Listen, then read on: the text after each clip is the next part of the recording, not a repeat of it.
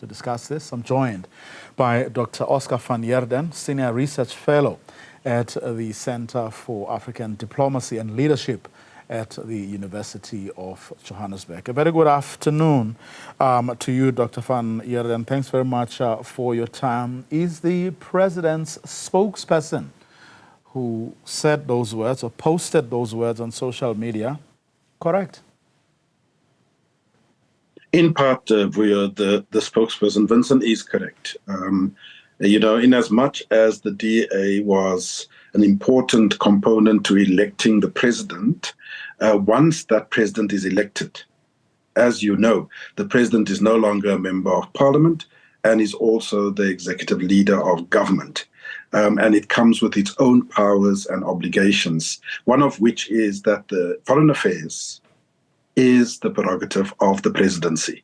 And so I'm sure that President Ramaphosa said those words in that regard. Now, that doesn't mean that the GNU partners cannot engage on issues as it relates to foreign policy choices.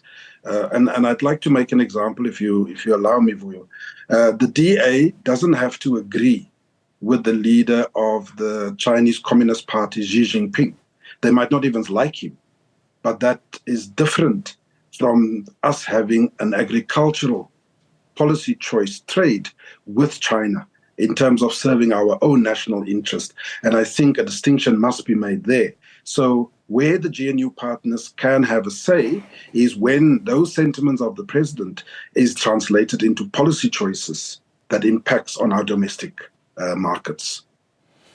But do they now have a point to the extent that the government of national unity is only 100 and however many days old, and those issues have not really been thoroughly discussed, let alone agreed to.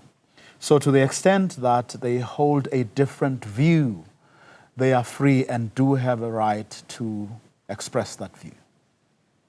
Absolutely.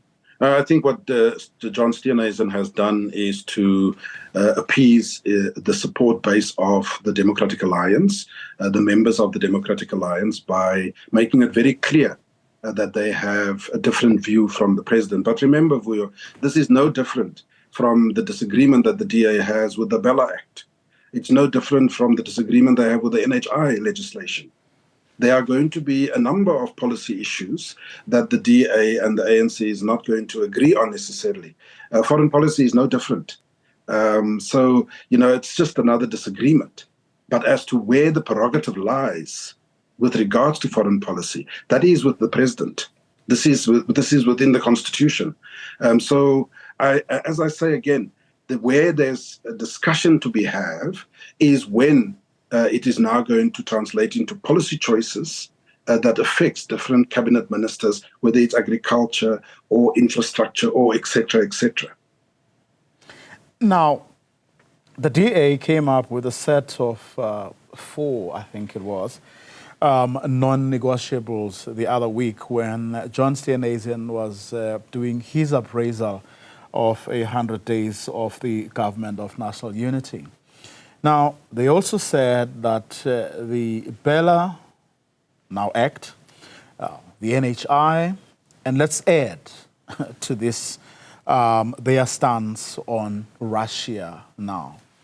Let us say over the next few days they sit, or the Federal Council of the DA sits and then says, actually, this is an opportune time for us to discuss these issues.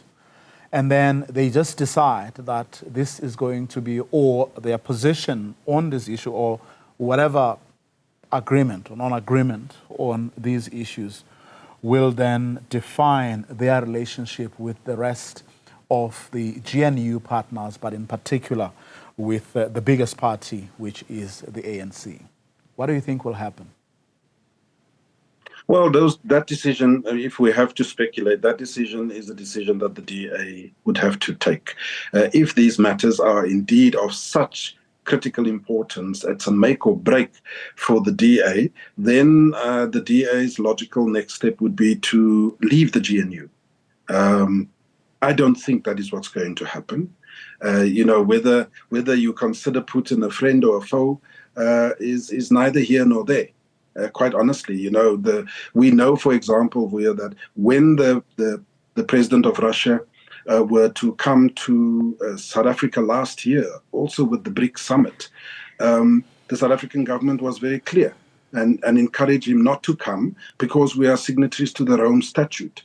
And under the Rome Statute, we would have had to arrest Putin. Now, I'm trying to make the example that this is a process of give and take.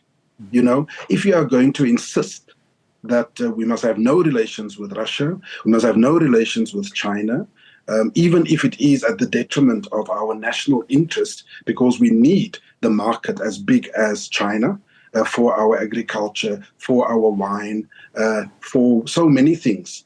If you are prepared to go that route, then you have to take the decision that we must leave the GNU. And the ANC, together with the other partners in the GNU, would have to go back to the drawing board and see how they manage that exit of the DA. I don't think it will come to that. And so I do think that, it was important for the leader of the opposition party to express his disagreement on this issue. And there's many other foreign policy issues that they are going to still disagree on. I'm sure that the DA has a very different view on the fact that South Africa and the Sixth Administration took Israel to the ICJ with regards to genocide in Gaza. I'm sure they have a differing view on a number of other issues. But to every time want to pull out of the bag and threaten that they are going to march out of the GNU, I don't think that is helpful. I think everyone knows the importance of the GNU and holding it together. And so healthy disagreements is one thing. Leaving the GNU, quite another. Why are you so confident that that would not happen?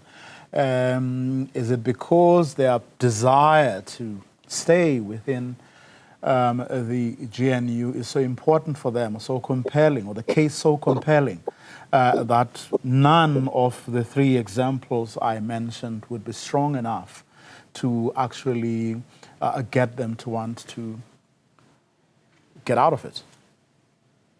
Yeah, I don't think, I can't speak on behalf of the Democratic Alliance, obviously not, but I don't think that the issue of the language policy within the Bala Act is something that can break the GNU. We need to have conversations around multilingual schools and why there is still this need to insist on one language in particular schools. So I don't think it's a make or break.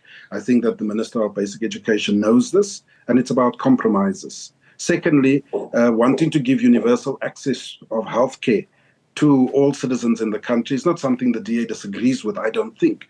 What they are concerned about is how it will impact on the private sector, private medical aids, etc. And that's a conversation that must be had. It's not something that's going to break the GNU, I doubt. You don't think that with time, their supporters may see them as people who have just been co-opted, who are no different from the ANC that they so don't like, and then rumblings may start, rifts that begin to widen, and going to local government elections, the DA may feel that their strength has been diluted. In fact, that the GNU may have or stands to weaken them, and then decides, actually, let's cut our losses now, early, before it's too late. There are those in the DA that is anti or against the GNU.